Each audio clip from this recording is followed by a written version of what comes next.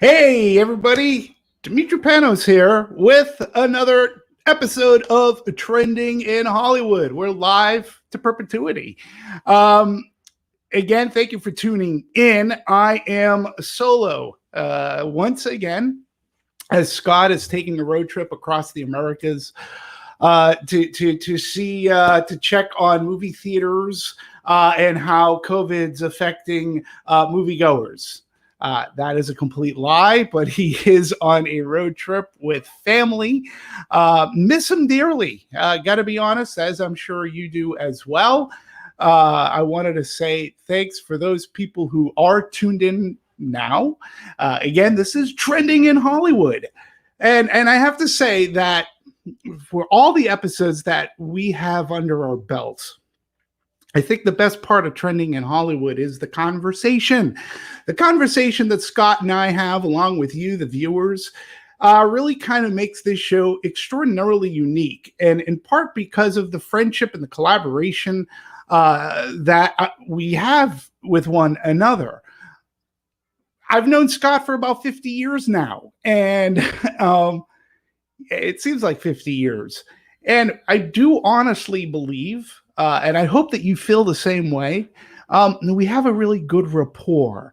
And I think it's part of conversation that's unique to the show, in which we don't always agree on everything. I think it's fair to assume that in certain topics, like streaming, we agree to disagree, but we have a conversation. You folks are also part of this conversation, but we listen to one another. And I think in today's world, especially with social media bullying, if people don't agree with an opinion about a movie or almost anything these days, you get slammed. And that's what really this show is not about, and what it is totally against. And to let you know, I mean, Scott and I talk during the week a lot of times. I know I'm pulling the curtain back on this show. So basically, though, I think it's important to the show, to the industry, for you folks to know that we can have a differing opinion, but we can also at the same time come up with something that will make us think about something. Zach, hey, welcome aboard. Being that I don't have anybody to bounce off on today, whatever people decide to come on board today, I'm going to talk to you folks probably a heck of a lot more. So let's see if I can get something going on here. There we go. Or that one. I'm going to go with this one. Keep that up over there. Zach, welcome to the show. And I'm glad that we make you laugh, because again, we're talking about movies. We're talking about this business. This ain't brain surgery or rocket science here. You should laugh.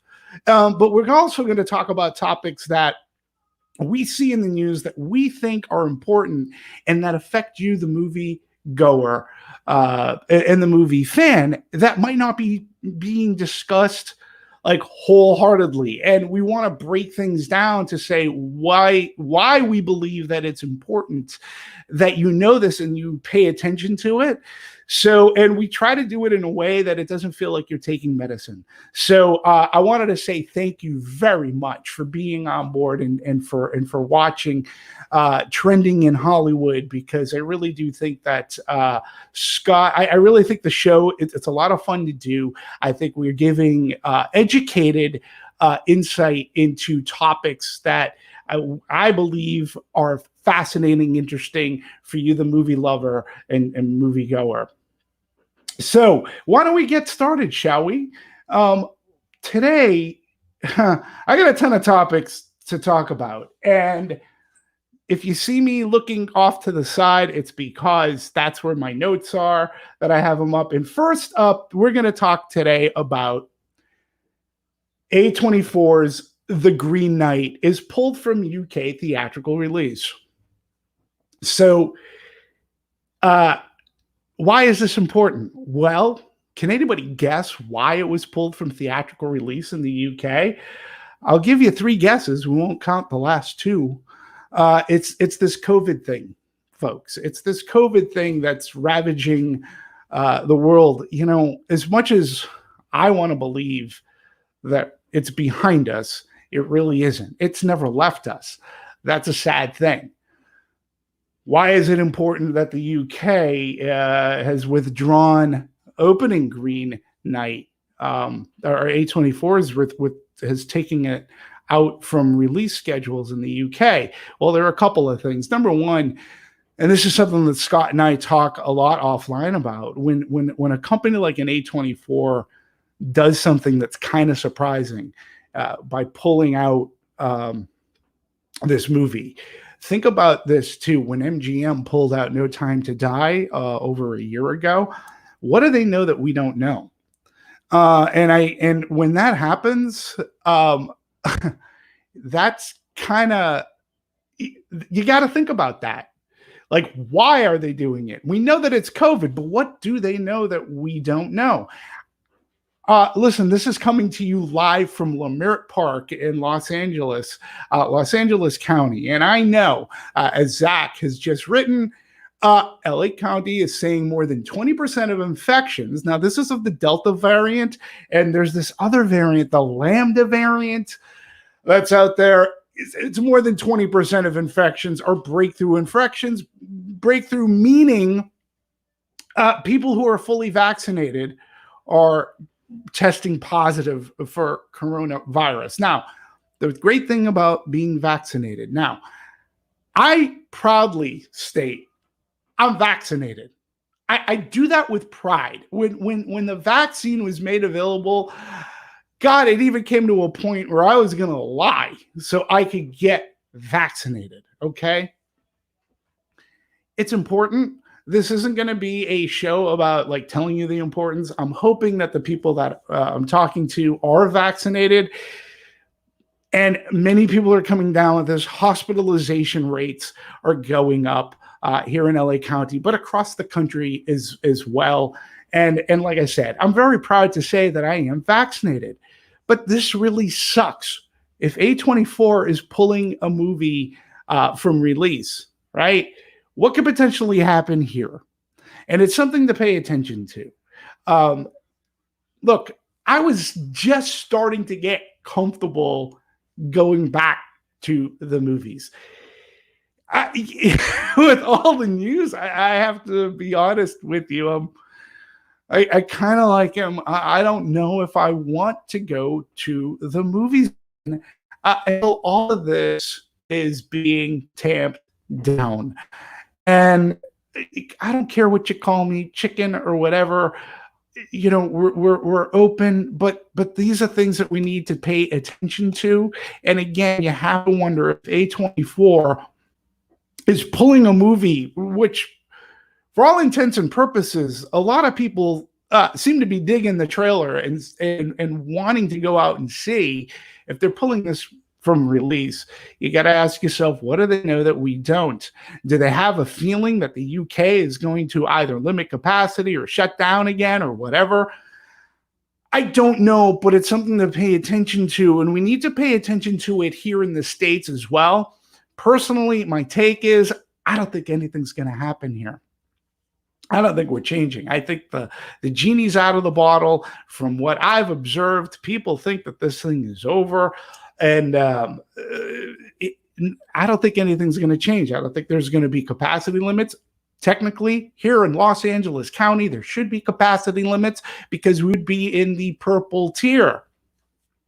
So it's tough. I mean, it's really tough. Like, there shouldn't be indoor dining. There should be capacity limits now in movie theaters, but I'm not hearing any of this. So I have to look overseas, and this was big news. It was in the Hollywood Reporter about A24 pulling the movie out of release. So I just want it on everybody's radar because it could be something that when Scott gets back, we could be talking about and how it's affecting us here in the U.S. Look, movie fans, those who love going to the movies, all I can say is please be careful, be safe, feel comfortable. And yeah, you know, as a movie lover, yeah, what can I tell you? I want to say, oh, we're here together, but we're not. I just be careful out there, okay? There's no shame putting on a mask if you're in a movie theater. Just take care. we can't afford here at Hollywood Critics Association's Trending in Hollywood to lose viewership.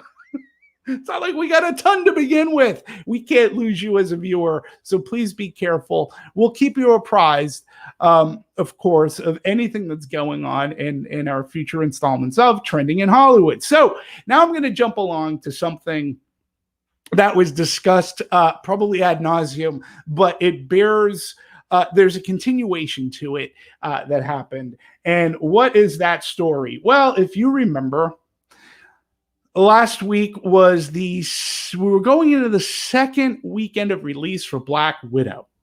Now, what was the big deal about Black Widow? Well, when it first came out, Disney did something that was very unprecedented. Okay. And that being they blended like three major numbers. If you remember, when Black Widow opened up, it did a mere $80 million for domestic gross, okay? And then it went on to do internationally. It did, it was like over 100. It did really well internationally. And it was bringing their total up from the 80 million. But then they did something that was, like I said, unprecedented. They blended in their number for the Disney Plus premium service streaming, $30 to watch Black Widow at home on Disney Plus streaming, and they blended this into the number to come up with a figure where they could thump their chest and say that it did like $217 million is what Black Widow pulled in. Now, last week I talked about this and said it's kind of not fair. Blending in an international gross isn't necessarily a new thing. I think studios have been talking about the international numbers for the better part of a decade. I don't mind if you blend it in once a movie has had its theatrical run. I get it. It's a global box office. Movies are global. People love doing what you do on the other side of this wonderful blue marble, right? So, but now what Disney did is they had their own math, as Zach says, and they blended that number with the domestic number, and then they put in 60 million. Now, I offer you folks too, dear watcher, a correction. I sit corrected. Scott mentioned this to me after the show. We were talking, and Disney did come out with numbers for Cruella. When that also had the same strategy, it was released theatrically. It was also released via their Disney Plus streaming service. And they said if memory serves, they pulled in about 20 million for Disney Plus. Now, I had completely forgotten about that. But what they didn't do at the time is they didn't blend that number in to their domestic gross to say that they've earned $40 million. They kept it separate. That's something that I talked about too. The way I look at streaming is the way that I look at home entertainment, because that's exactly what it is. It's home entertainment. It's just a different platform. It's really no different than the Blu-ray, the DVD, the VCR. It's all done in home. It's not physical media, which I still buy. So, you know, it really is fascinating how Disney did this. Now, if you did tune in last week and you watched last week, one thing that I said is it's going to be very important to see what Black Widow does in its second week. I reiterate again, we cannot sustain the industry. The exhibitors cannot sustain one week wonders. Just because you open big on the first week, it really is about the legs of that feature staying in theaters and providing theaters and moviegoers option, because you don't just want to have everything top loaded for that opening week and then fall off a cliff. It happened with Fast and Furious, or F9. And I talked about this last week. It's going to be two things are going to be very important. What its drop was going to be, if it was going to literally fall off a cliff or hang in there because it's a Marvel movie. And the second thing is, will Disney release their pay-per-view numbers or their Disney Plus premium numbers in their second week as well? Well, the answer came pretty much as the weekend was going along. Black Widow fell off a cliff in its second weekend. Fell off a cliff. Okay, it went from 80 million to 25 million dollars. I'll give it 26 million because it's 25.847 million dollars. I'll say 26. That's a 67.8% drop. Now, it's also fair to note that I'm getting these numbers from Box Office Mojo. So just so that you know what I'm referencing, and to be fair and to credit them for the information, that's a huge drop. Number one, it's the largest drop. Okay, the largest drop of any MCU movie, since Iron Man. It's the largest second week drop. So why? Why does this happen? The other thing, the number two thing, Disney mum on their Disney Plus premium services fell off a floating city. Yes, it fell off of the red couch or whatever the hell they call that. It fell from the sky, folks, and that's not good. It's not good for business. And again, if you're only going to be using these numbers to be able to puff your chest bigger, then it's really not good. And you need to recognize this. We will stay on top of this. I know Scott and I have been talking about a potential new show, which would be Red Room. That's what it is. Red Couch, Red Room, whatever. I didn't like the movie anyways. We're thinking about a box office show, calling it Box Office Unblended, trying to do these breakdowns so that you can see what the box office numbers mean. And in the case of Black Widow, in the case of F9, these are not good indications for where our industry is going yet. I still don't believe that there's solid footing from the studios, okay? And we need to come up with a way that keep people going to the movies in the second, third, fourth weeks. Number one, you should make really good movies. But number two, it really is difficult to gauge. Like, if you took the 60 million and maybe said, 40 of that or so would have been actual box office, you would have gotten higher than an $80 million gross. And let's be honest, for a Marvel movie, $80 million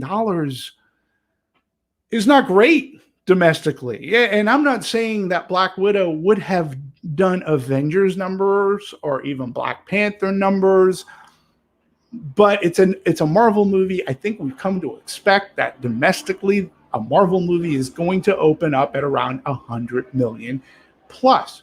It doesn't have to be huge plus, like it could be 105, 110. It doesn't have to do Avengers numbers at all, but we've come to expect that to be. So to come out and say, yes, 80 million is the highest in a pandemic era, but 80 million for a Marvel movie is not that great. So that's why we got this blending of the number. That's why there was this Disney-like parade going down Main Street celebrating, look what we did, look at us.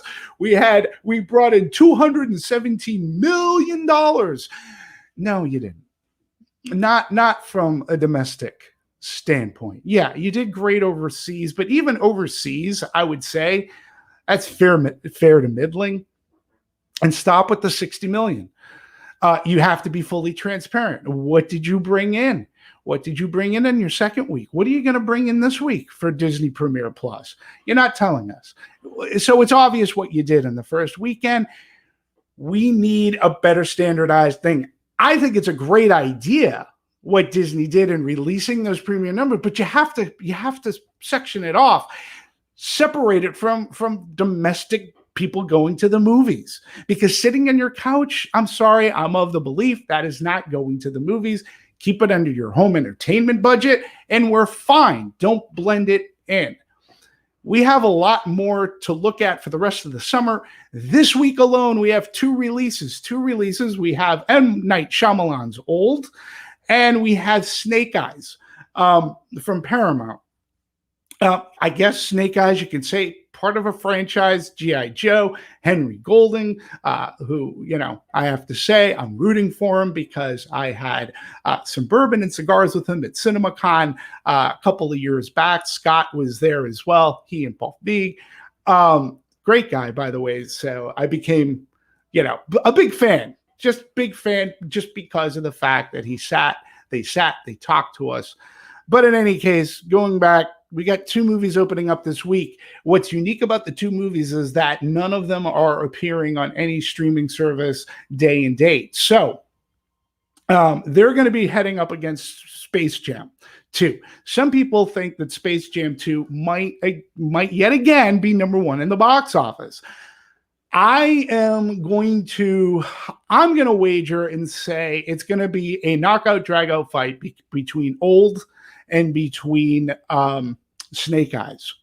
I think either one of them is going to be number one. Space Jam will drop down to either 2 or 3. Why? And I believe because Space Jam is on HBO Max. So you're not going to get second viewings, and families will more than likely just stay home and watch it for free. That's another interesting thing too. HBO Max can't say, hey, we pulled in $40 million for Space Jam 2. So they can't do that. They could say, hey, these are how many people watched it. But you know what? They took the route of being number one. They dunked on an MCU movie. And that to me that's puffing a chest. You dunked on an MCU movie in its second week, and you were considerably higher in your first week gross because of that precipitous drop that Black Widow had. So I'm thinking that it's either going to be Snake Eyes or Old. Either one, I think, has audience in there. People still like M. Night Shyamalan. People still like going to horror movies. He makes horror movies that transcend just the horror fans. He gets pretty much all the quadrants in. I think Snake Eyes will do some business because it's an action movie.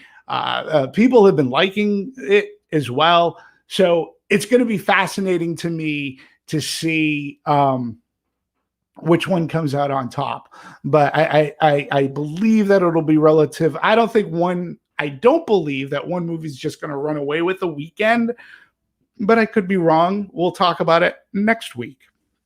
But again, I wanted to talk to you. And here's the other thing too about Black Widow.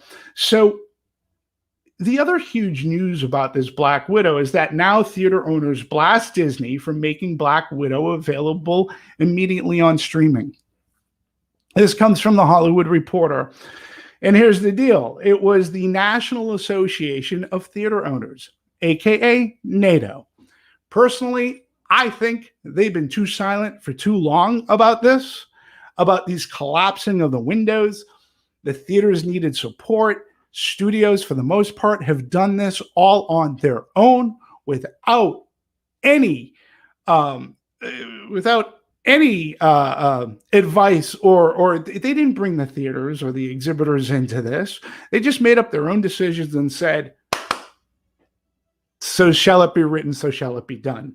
Too bad, exhibitors. This is what we're doing. Deal with it or whatever. We don't care. I never thought that was the best way to go. I always believed that 90 days was a half decent window. I mean, people seem to forget that it used to be a year before something came onto, a physical media type. 3 months. But again, I'm flexible. You have to be fluid in this. So I get shortening that window. I get it. but it should have been done together. I understand that NATO is in kind of this awkward position, but I believe that they probably should have publicly gone out and said, hey guys, we all need to come to the table. This isn't fair. And they really, well, they haven't really come out until this past week. NATO didn't mince words. It was a stunning collapse in their second weekend in theatrical revenues. And that's a quote, okay? And they're like, hey, had this not opened, had this not gone Disney Plus, you would have done better. You would have at least made probably $100 million, $90 to $100 million. Like, the industry can't sustain. So, listen, I'm really thrilled to death that NATO's finally getting into this fight, because I think I think it really is a fight, because to try to preserve the movie-going experience and to try specifically to have some smaller theater chains not go out of business. Listen, folks, again, imagine you're an indie theater. You were shut down by this crazy pandemic that nobody, like, we didn't see this coming. It was a crazy year for everybody. But if you were a small business owner or an indie theater owner, it really hit you hard. You had to close down. Some of those indie theaters closed forever. Okay, look at what happened. Look at what happened to one of the highest grossing theaters in the country. The ArcLight theaters, gone. Pacific ArcLight theaters, gone. I have a little bit of news about some of that, but theaters shut down forever. And now, for the ones that survived, and they're opening up, and they're open, trying to do some business, they cannot survive on 1 week movies only. And what if they're a single theater, which a good handful of these indie theaters are single screen houses, these beautiful, big single screen houses. So what happens if you opened F9 and you're contracted to keep F9 for, say, 4 weeks? That means the following week you couldn't open Black Widow in 3 weeks, right? So you missed that opening weekend gross, and then Disney will come back and say, hey, you want to open up Black Widow? And they'd be like, with what, a 70% drop? You want me to open Black Widow in its third week and it's still on Disney Plus? These indie theaters, they're going to have a hard time if this trend continues. So we need sustainability. The studios really have to recognize this. I know the theaters recognize this, but the studios have to recognize that their, for lack of better words, their greed is hurting this, because they want everything. Oh, well, we're giving people the option. Well, you know what? Sometimes it's better when you give them the option to go to the theater, and then you do what you've always done best, which is reap the rewards of that theatrical release and build it into your home entertainment release. Like, just stay with that. Stop being so greedy.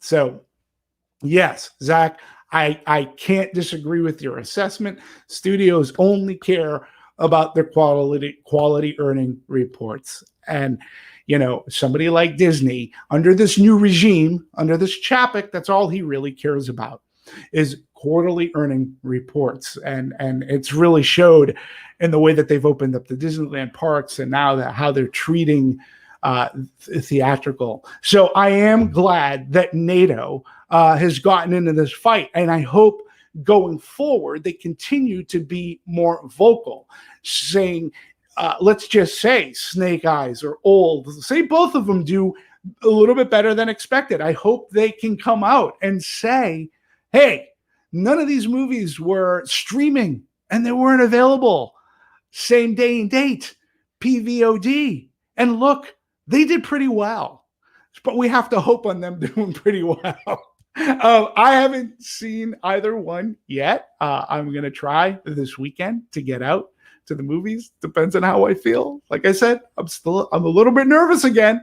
But we have to, fingers crossed, hope that they do well. So enough about Black Widow. I've talked about Black Widow enough. We'll see how it does next week. By the way, as a quick aside regarding next week, I may have a special guest. I can't say anything, but I may have a special guest so that a conversation could be had.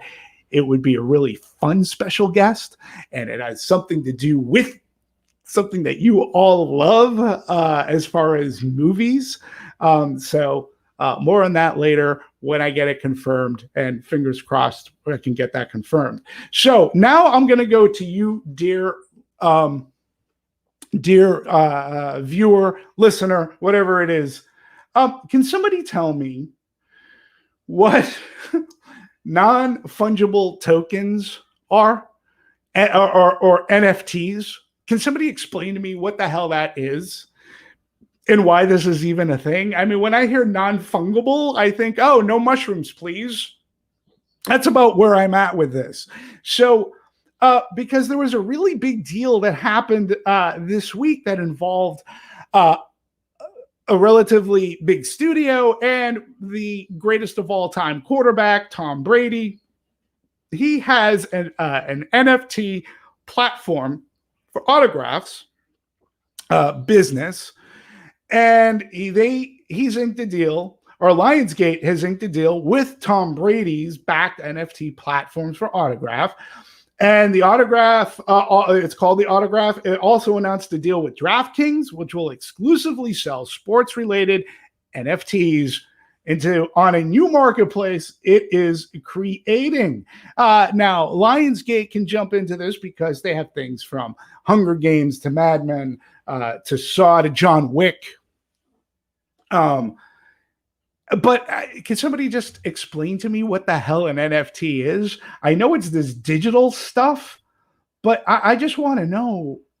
Like, I just don't get it. I don't know why somebody would pay for a digital, like, poster, a digital autograph of anything, to be honest. I mean, so I can have it up on my computer screen. Like, I collect pop culture art. Okay. You can see something behind me right here.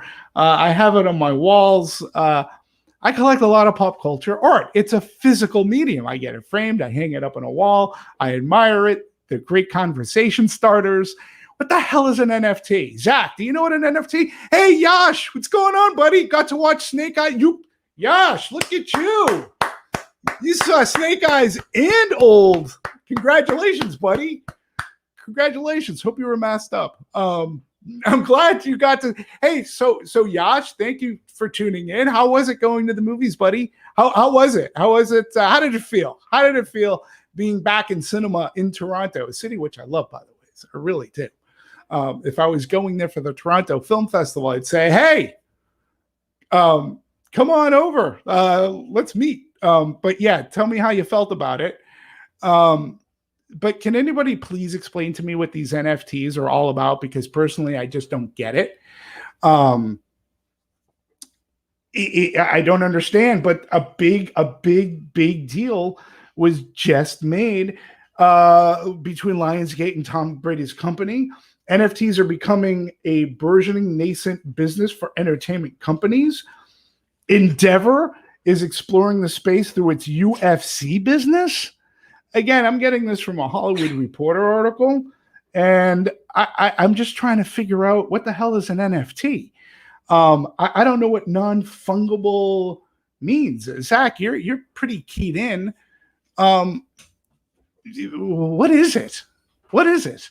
So, in Yash, going to the movies was a fun experience, but I dealt with a little issue. Hey, if you're not afraid to share it with the 6 people who tune into Trending in Hollywood, what was your issue, buddy? I'm curious. I mean, I was nervous the first time I went to a theater. And Yash, do you know anything about NFTs? Can you explain to me? If somebody who's watching this, whether it be right now live or you're watching it later, could you please, in the YouTube section, they have a comment thing. If you know what an NFT is and you can explain it for a layman like myself, would you please put that in the comments? If either you, Zach, or Yash, you can't Explain it to me now, because personally, I don't understand. But there's big things going on around this, and I know digital art is selling for an incredible amount of money. I don't quite get it, but that's just me. I'm going to continue to buy my physical media, my physical posters by artists that are really great and cool, and I can hang them up on a wall. Like a piece of the internet you can buy. An NFT is basically like that is based in blockchain. Yeah, I know. So this blockchain is becoming really huge, but I still don't understand what this piece of the internet I can buy. I have fiber optic internet, and I feel like I should own it because I pay enough money so I can get this kind of reception and be able to stream live. So yeah, I'm not getting why people are paying so much for either an autograph or for artwork, where I'm not even 100% sure. What do you do with this artwork? Do you just keep it on your computer? Can it disappear from your computer? Can you lose it so easily? What if you lose your computer? Like, I don't get any of this stuff. So, yeah, I mean, Yash, imagine NFTs as being the first step in our digital transformation into Ready Player One universe.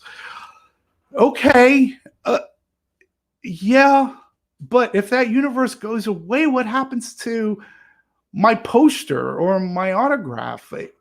I just wouldn't invest in it.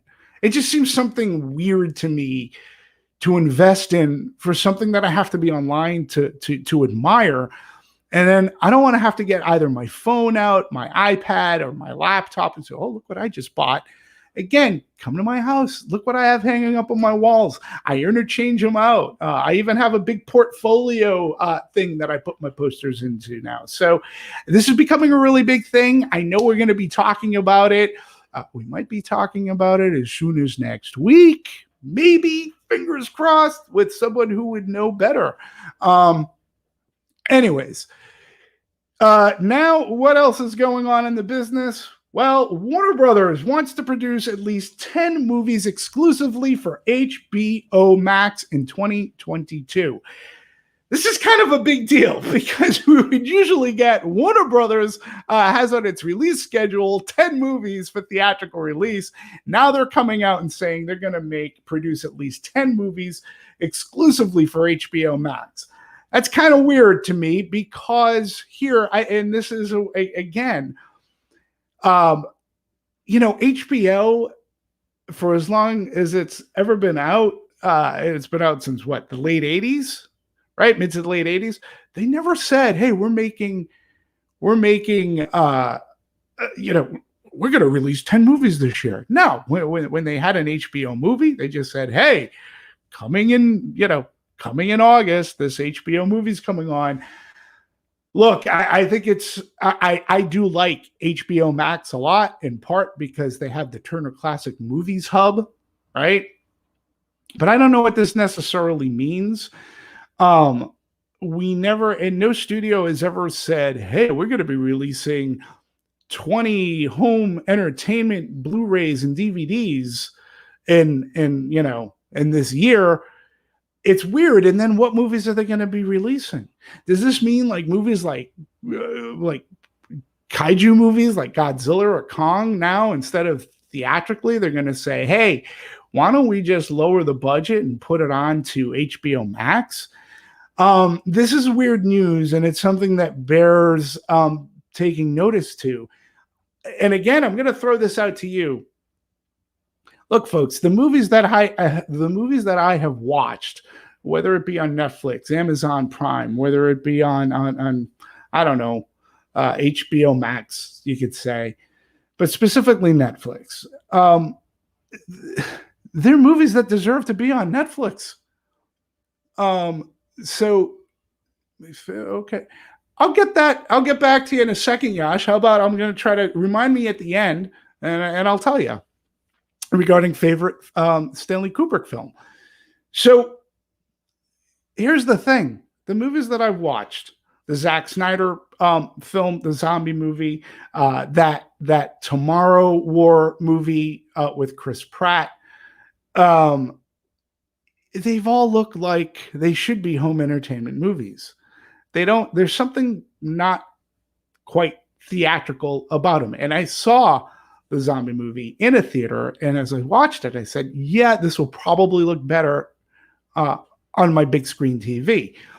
Look, folks, the home entertainment business has been around for a long time, and they've made these. They've kept the B and C and even D movie alive for a ton of years. Zach, you would know this. Six Underground. Oh, that's a great example, Yash. Six Underground. Even the Charlize Theron movie, Old Guard. To me, they were fine for Netflix. Oh, and even I just recently watched. How many of you watched Gunpowder Milkshake? Right, from a cinematography standpoint, it was fine. It's neon cotton candy. It was fine. I think it's fine for Netflix. I'm not sure how I would have felt if I had seen it theatrically. These are all good theatrical movies. And yes, I don't disagree. Many of the Netflix movies, they look cheap, but let's put this in a little bit of context here. And Zach, I think Zach might have left, but Zach, Joan Wick, very funny, Zach. Zach, like when studios start making sequels to what were really big in theaters, but then they make these sub-sequels, right? Putting them together, there's lesser budgets involved. They made money off of those, but they weren't of theatrical quality, right? Studios relied on that additional money because they took all that money in and they can use a title. Disney's done it a bunch of times, making sequels to things like The Lion King or Mulan animated movies. They weren't theatrical quality, but they made a lot of money because they went to sell through, right? So I think this is a big deal because now Warner Brothers is saying they're going to put money into making these movies for HBO Max, which is fine if you're an HBO Max, but I want to know what you're doing theatrically too.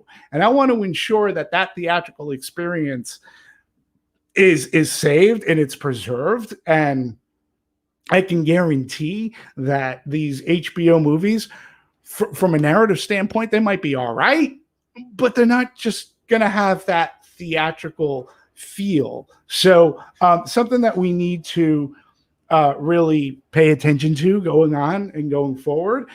Something that I talked about a little bit earlier about AMC Theaters is finally taking over the Pacific Grove and the Americana Theaters in Los Angeles. I understand that this is local news. If you're outside of LA, what the hell am I talking about? If you remember, I did mention ArcLight Theaters are gone, and they were really huge grossing theaters. And Scott and I talked about this, and we said, couldn't imagine any of these theaters not being picked up because of the representation of box office. So I don't live too far away from the Grove. I used to enjoy going to the Pacific Grove Theater. I don't mind the way that AMC runs their theaters. So I think this is going to be, well, it could be good for business so long as we get more than 1 week out of a movie. One other thing, because we've been tooling a lot on the HFPA, aka the Golden Globes. Now the HFPA came out, and this was from Variety. HFPA bans members from receiving freebies, gifts, trips, and other promo items from movie studios, networks, and stars. Yay, HFPA! Trying not to be corrupt. Good on you, buddies. That's great. We'll see you. We'll see. We'll see when you get back onto network TV. Okay. Look, I think this, but it goes the other way too. The HFPA were just damn extortionists as well, because the studios really would fawn over them in a crazy like manner. I've talked about that before. It's just really funny. Personally, I think these freebies, these promo items, look, other of my review brethren are going to hate this. I think these promo items should go to theaters. Look, it's great if I can get a t-shirt. I don't ask for much, but you don't need to send me stuff. My review is going to be my review, whether I get a hat, a t-shirt, or whatever it is. It's not going to change my opinion on your movie. So you either have a good movie or a bad movie, or somewhere in the middle. That's how I'm going to write about it. Personally, let's go back to the old days. Make those promo stuff. Make going back to the movies your prime, make it your prime attention, right? Do those things. That's what I used to do as exhibitor relations for Universal and for Lionsgate. Let's have that opening weekend where if you go, you get a shirt with every box office ticket. You get a shirt to that movie, or have the theater collaborate with one of the malls like stores, a comic book store, a toy store. Come and get a comic book, a free comic book for your purchases of a Black Widow ticket. Gets you a one-of-a-kind origin Black Widow comic book. I think that's cooler. And I think, I get to go to movies. I'm thankful for getting to go to movies. The customers are paying a premium price to get an experience. Add to the experience. Give them a shirt, for crying out loud. I don't think it influences me, and you could tell me too, but it doesn't influence me either way when I walk into any theater and I see the usher wearing an old shirt or a Snake Eyes shirt. That doesn't make me go, ooh, wow, I want to see that movie. So give that to the customer who bought a ticket. Give them something extra. The studios are already paying for that stuff. So the promo items, I think, many of them should just be given away. That's all. That's my thoughts on that. So look, I covered a lot of ground. Yash, thanks for your explanation of NFT. I still don't know what the hell you're talking about, but I do appreciate the conversation. I'm glad that you got to go back to the movies. Zach, as always, very, very pleasure. Hey, Big Shima, is that how I pronounce that? Thanks for dropping in. I appreciate it. I appreciate you tuning in live. I appreciate when you tune in after the show is done. Hey, everybody, big hello to Scott. Hey, and I hope you're vaccinated. Okay, sorry, I'm just going to say this. I don't want to make this just please do it for family, do it for friends, do it for yourself so that you can feel a little more comfortable. Go out, be vaccinated wherever you are. Please be safe. As I said, we can't afford to lose viewers. Okay, I'd rather you